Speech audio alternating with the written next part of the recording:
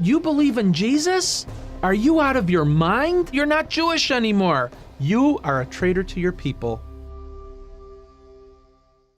When I was about 10 or 11 years old, living in Chicago, my father's parents, I was very close to them. They looked like two characters from the movie Fiddler on the Roof. And I would hang out at their house a lot, well, especially when my grandma was making a good bowl of kreplach soup. I said to my grandpa, "Grandpa, I see that you have received letters from your cousins in Romania. Would you someday like to go back and hang out with your cousins?" And he said, "No." I said, "Grandpa, why?" He said, "Pogrom." The farmers who claimed to be Christians in a city called Barlad, Romania, came looking for Jewish people to do them harm.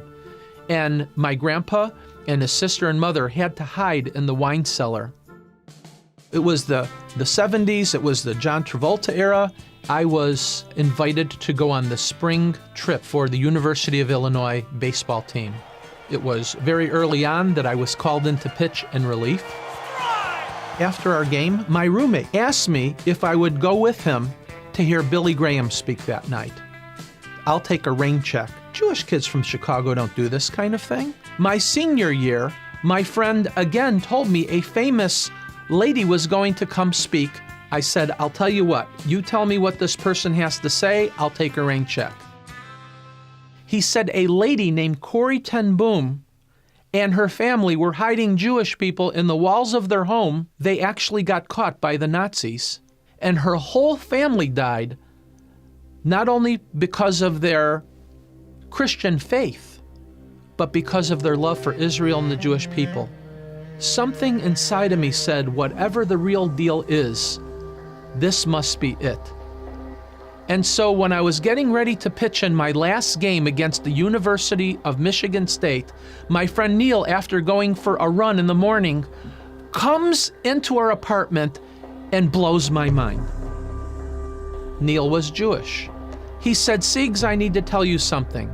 After I read the Hebrew scriptures and a careful examination of what it said, I've come to the conclusion the Messiah has already come." I said, "Neil, are you out of your mind?" I said, "You believe in Jesus?" And I said, "Neil, you're not Jewish anymore." He said, "No, I'm a completed Jew, Jeff." He said, "Jeff, if you read it for yourself, I believe you'll come to the same conclusions." What a dilemma. If God really had a son, I'm going to have to see in my book, not their book. I held that Tanakh up to heaven and I prayed a prayer to God. I said, "God, can I have a burning bush experience like Moses?" One of the things that happened was I came to the book of Jeremiah, chapter 31, verse 31 through 34. "Behold, the days come, says the Lord, when I will enact a new covenant with the house of Israel and the house of Judah." And I'm thinking, oh my gosh, this new covenant, this new agreement is for Jewish people. There's something to what my friend Neil said. New covenant, New Testament. My mind was blown. I just fell on my knees in front of my bed as I was reading these verses, and I just prayed a simple prayer. I said, "Dear God, please enter my heart and please forgive me for the sins of my life." I said, "Lord, I'm new at this. I don't know exactly how to do this." But I said, I've longed for that personal relationship, and I realize that Yeshua HaMashiach is my burning bush experience. I said, "Dad, after a careful examination of the Hebrew scriptures, I've come to the conclusion that the promised Jewish Messiah has already been here." He said, "Son, you are a traitor to your people. You are no longer my son. What you have done in my eyes is worse than Adolf Hitler."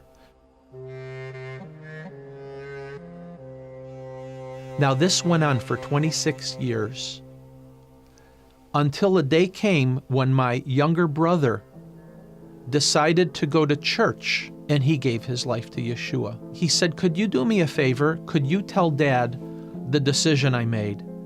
Now, in a 26-year time frame, my dad and I began to have a better relationship.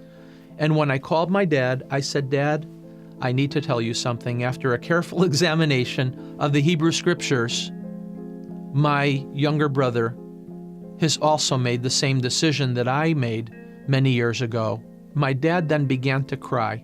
I received the shock of my life. It was only the second time in my life I ever heard him cry. The first time was when he hung the phone up on me, when he told me I wasn't his son anymore.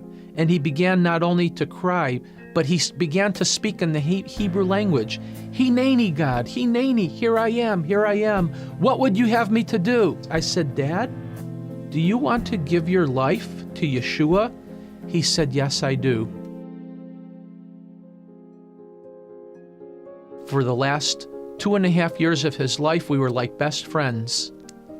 And then a day came when my dad just went to heaven.